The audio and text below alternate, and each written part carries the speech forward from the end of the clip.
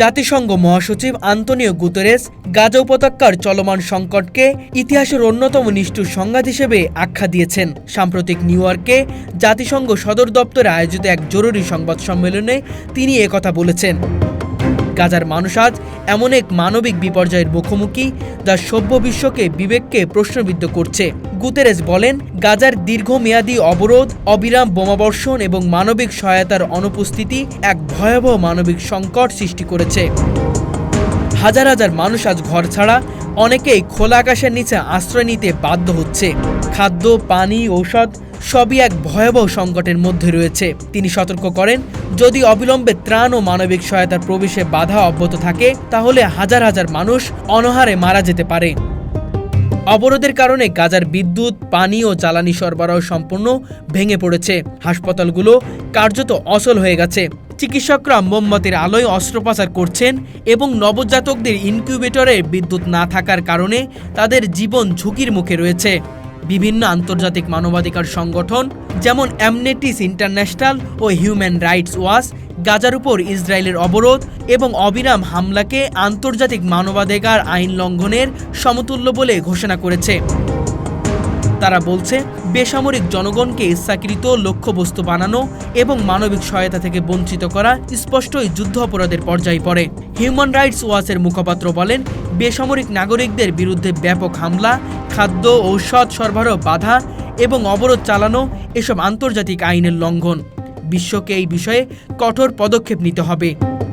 জাতিসংঘের স্বাধীন অনুসন্ধান কমিশন ইতিমধ্যে গাজার পরিস্থিতি তদন্ত করতে শুরু করেছে, যারা পরিস্থিতির গভীরতা ও সংগঠিত মানবাধিকার লঙ্ঘনগুলো খতিয়ে দেখছে।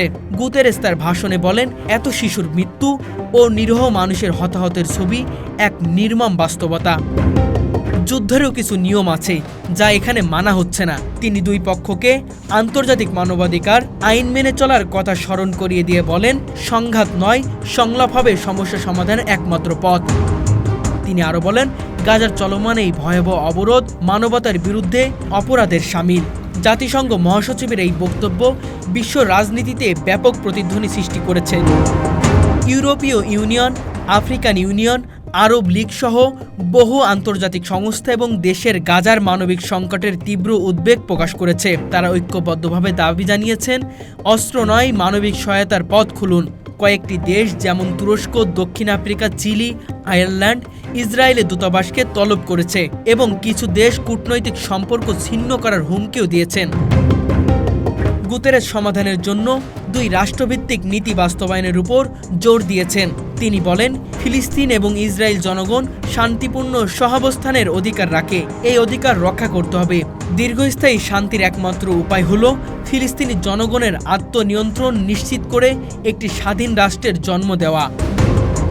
তার মতে, রাজনৈতিক সদিচ্ছা ও আন্তর্জাতিক কূটনৈতিক জোর ছাড়া গাজার সংকটের স্থায়ী সমাধান অসম্ভব। বিশ্বের সকল পক্ষকে এখন ঐক্যবদ্ধ হয়ে মানবিক সহায়তা পৌঁছে দেওয়া এবং শান্তিপূর্ণ সমাধানে কাজ করতে হবে, তিনি যোগ করেছেন। বিশ্বজুড়ে বিভিন্ন মানবাধিকার সংগঠন ও আন্তর্জাতিক আদালতে গাজার বেসামরিক জনগণের উপর নির্যাতন এবং যুদ্ধাপরাধের বিষয়ে তদন্ত শুরু করছে। অনেক বিশ্লেষকরা মনে করেন, দায়ীদের বিরুদ্ধে আন্তর্জাতিক অপরাধ আদালতে যথাযথ ব্যবস্থা নিতে হবে, যা ভবিষ্যতে এমন নিষ্ঠুরতা রোধে উদ্দীপক হবে। গাজায় ঘটে যাওয়া নিষ্ঠুরতা মানবিক মূল্যবোধকে চ্যালেঞ্জ জানাচ্ছে। আন্তর্জাতিক সম্প্রদায়কে শুধু রাজনৈতিক স্বার্থে খেলা থেকে বেরিয়ে এসে মানবিক দায়িত্ব ও নৈতিকতার ভিত্তিতে কাজ করতে হবে। এতে করেই বাঁচানো যাবে হাজার হাজার নিরীহ মানুষের জীবন। গুতেরেসের আহ্বান অনুসারে গাজার সমস্যার স্থায়ী সমাধান ছাড়া কোনো ধরনের মানবিক সংকট দূর করা সম্ভব নয়। দুই রাষ্ট্রভিত্তিক সমাধান ও আন্তঃসম্প্রীতির মাধ্যমে স্থায়ী শান্তি প্রতিষ্ঠায় একমাত্র পথ, যা ভবিষ্যতে এই ধরনের সংকট পুনরায় এড়াতে সাহায্য করবে। গাজা আজ এক বদ্ধভূমি। এখানে মানুষ বেঁচে থাকার লড়াই করছে, প্রতিদিন মৃত্যুর মুখোমুখি হচ্ছে। জাতিসংঘ প্রধানের কণ্ঠস্বর সেই মানবতার পক্ষে, যার ইতিহাসের এই নিষ্ঠুরতম অধ্যায়ে কেবল বাঁচার অধিকার চাচ্ছে। এখন সময় সিদ্ধান্তের, মানবতা রক্ষা করব না মানবতা ধ্বংস হোক তা দেখব।